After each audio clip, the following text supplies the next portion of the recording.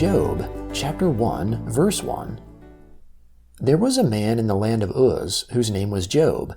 That man was blameless and upright, and one who feared God, and turned away from evil. There were born to him 7 sons and 3 daughters. His possessions also were 7,000 sheep, 3,000 camels, 500 yoke of oxen, 500 female donkeys, and a very great household, so that this man was the greatest of all the children of the East. His sons went and held a feast in the house of each one on his birthday, and they sent and called for their 3 sisters to eat and to drink with them.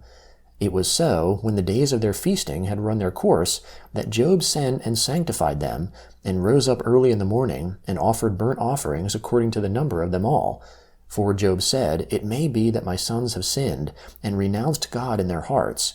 So Job did continually. Now on the day when God's sons came to present themselves before the Lord, Satan also came amongst them. The Lord said to Satan, "Where have you come from?"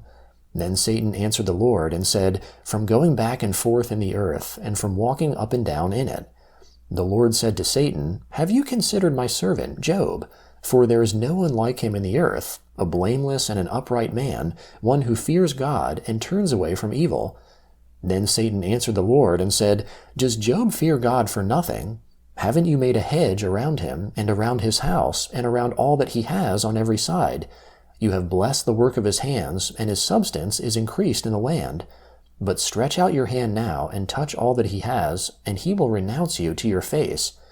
The Lord said to Satan, "Behold, all that he has is in your power. Only on himself don't stretch out your hand." So Satan went out from the presence of the Lord. It fell on a day when his sons and his daughters were eating and drinking wine in their eldest brother's house, that a messenger came to Job and said, "The oxen were plowing, and the donkeys feeding beside them, and the Sabaeans attacked and took them away. Yes, they have killed the servants with the edge of the sword, and I alone have escaped to tell you." While he was still speaking, another also came and said, "The fire of God has fallen from the sky, and has burnt up the sheep and the servants, and consumed them, and I alone have escaped to tell you." While he was still speaking, another also came and said, "The Chaldeans made 3 bands, and swept down on the camels, and have taken them away, yes, and killed the servants with the edge of the sword, and I alone have escaped to tell you." While he was still speaking, there came also another, and said, "Your sons and your daughters were eating and drinking wine in their oldest brother's house, and behold, there came a great wind from the wilderness, and struck the 4 corners of the house, and it fell on the young men, and they are dead. I alone have escaped to tell you." Then Job arose, and tore his robe, and shaved his head, and fell down on the ground, and worshipped. He said, "Naked I came out of my mother's womb, and naked will I return there. The Lord gave, and the Lord has taken away. Blessed be the Lord's name." In all this, Job didn't sin, nor charge God with wrongdoing. Again, on the day when God's sons came to present themselves before the Lord, Satan came also amongst them to present himself before the Lord. The Lord said to Satan, "Where have you come from?" Satan answered the Lord and said, "From going back and forth in the earth, and from walking up and down in it." The Lord said to Satan, "Have you considered my servant Job? For there is no one like him in the earth, a blameless and an upright man, one who fears God and turns away from evil. He still maintains his integrity, although you incited me against him, to ruin him without cause." Satan answered the Lord and said, "Skin for skin. Yes, all that a man has he will give for his life. But stretch out your hand now, and touch his bone and his flesh, and he will renounce you to your face." The Lord said to Satan, "Behold, he is in your hand. Only spare his life."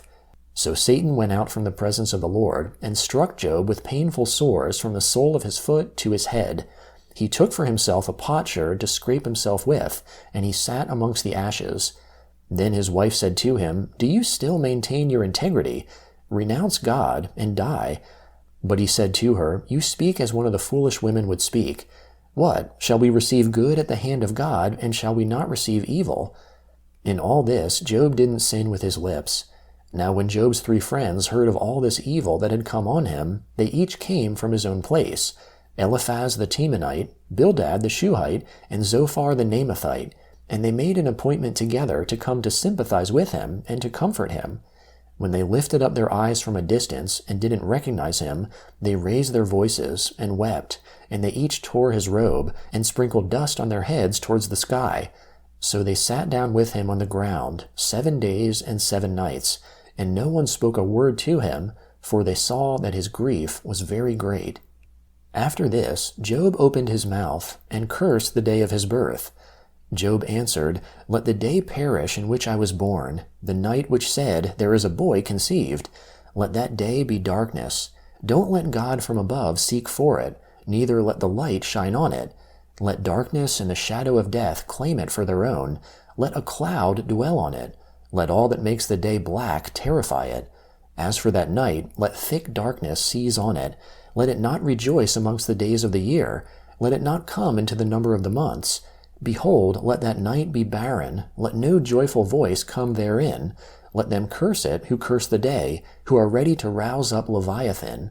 Let the stars of its twilight be dark. Let it look for light, but have none. Neither let it see the eyelids of the morning, because it didn't shut up the doors of my mother's womb, nor did it hide trouble from my eyes. Why didn't I die from the womb? Why didn't I give up the spirit when my mother bore me? Or why did the knees receive me? Or why the breast that I should nurse? For now I should have lain down and been quiet. I should have slept, then I would have been at rest, with kings and counselors of the earth, who built up waste places for themselves, or with princes who had gold, who filled their houses with silver, or as a hidden untimely birth I had not been, as infants who never saw light. There the wicked cease from troubling, there the weary are at rest. There the prisoners are at ease together. They don't hear the voice of the taskmaster. The small and the great are there. The servant is free from his master. Why is light given to him who is in misery? Life to the bitter in soul, who long for death but it doesn't come, and dig for it more than for hidden treasures, who rejoice exceedingly and are glad when they can find the grave. Why is light given to a man whose way is hidden, whom God has hedged in? For my sighing comes before I eat, my groanings are poured out like water, for the thing which I fear comes on me, that which I am afraid of comes to me. I am not at ease, neither am I quiet, neither do I have rest, but trouble comes." The first letter of Paul to the Corinthians, chapter 14, beginning in verse 1. Follow after love, and earnestly desire spiritual gifts, but especially that you may prophesy. For he who speaks in another language speaks not to men, but to God, for no one understands, but in the Spirit he speaks mysteries.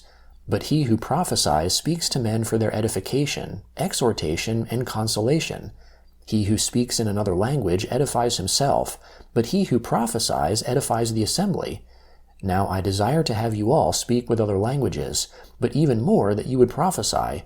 For he is greater who prophesies than he who speaks with other languages, unless he interprets, that the assembly may be built up. But now, brothers, if I come to you speaking with other languages, what would I profit you unless I speak to you either by way of revelation, or of knowledge, or of prophesying, or of teaching?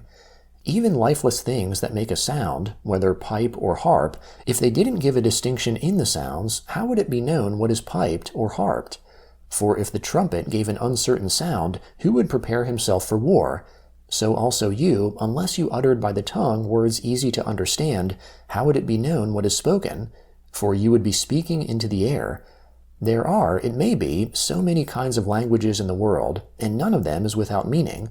If then I don't know the meaning of the language, I would be to him who speaks a foreigner, and he who speaks would be a foreigner to me. So also you, since you are zealous for spiritual gifts, seek that you may abound to the building up of the assembly. Therefore let him who speaks in another language pray that he may interpret. For if I pray in another language, my spirit prays, but my understanding is unfruitful. What should I do? I will pray with the spirit, and I will pray with the understanding also. I will sing with the Spirit, and I will sing with the understanding also. Otherwise, if you bless with the Spirit, how will he who fills the place of the unlearned say the Amen at the giving of your thanks, seeing he doesn't know what you say? For you most certainly give thanks well, but the other person is not built up. Psalm 37, beginning in verse 12. The wicked plots against the just, and gnashes at him with his teeth.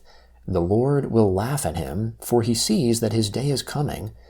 The wicked have drawn out the sword, and have bent their bow, to cast down the poor and needy, to kill those who are upright on the path. Their sword shall enter into their own heart, their bows shall be broken. Better is a little that the righteous has than the abundance of many wicked. For the arms of the wicked shall be broken, but the Lord upholds the righteous. The Lord knows the days of the perfect. Their inheritance shall be forever. They shall not be disappointed in the time of evil. In the days of famine they shall be satisfied. But the wicked shall perish. The enemies of the Lord shall be like the beauty of the fields. They will vanish like smoke. The wicked borrow and don't pay back, but the righteous give generously. For such as are blessed by him shall inherit the land. Those who are cursed by him shall be cut off. A man's steps are established by the Lord. He delights in his way. Though he stumble, he shall not fall, for the Lord holds him up with his hand. I have been young, and now am old, yet I have not seen the righteous forsaken, nor his children begging for bread. All day long he deals graciously, and lends. His offspring is blessed. Depart from evil and do good. Live securely forever. For the Lord loves justice, and doesn't forsake his saints. They are preserved forever, but the children of the wicked shall be cut off. The righteous shall inherit the land, and live in it forever. Proverbs chapter 21, beginning in verse 25. The desire of the sluggard kills him, for his hands refuse to labor. There are those who covet greedily all day long, but the righteous give and don't withhold.